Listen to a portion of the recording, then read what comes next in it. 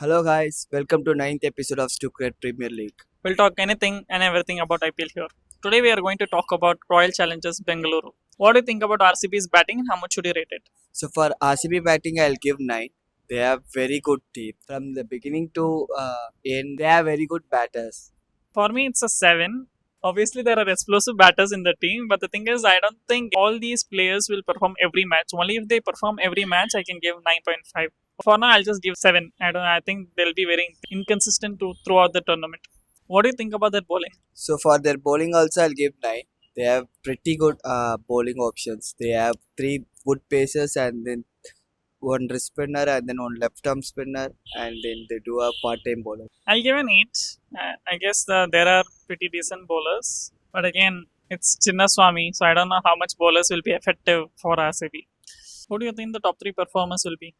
So for me, obviously Virat Kohli and then Jitesh Sharma and Suyesh Sharma. So they are very good. They are in very good form, and then also they do have a lot of X factor in the team, like Kunal Pandya, Livingston, Bhuvneshwar Kumar. So if they use Kunal Pandya, how Rohit Sharma used Akshar Patel in the India team, it he would be a best X factor for the RCB.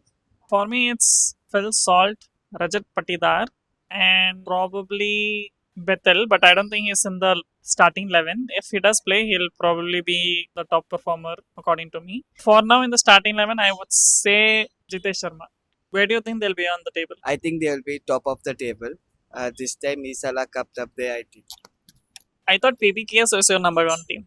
Yeah, they both a very good team. So either it's Punjab at the top or else RCB at the top. For me, I think they'll probably finish at the 8th. I think they'll finish 8th. I don't think RCB has a good team this year. That's it for today. Thank you for watching. Come on down, Isala Cup number 8. Bye.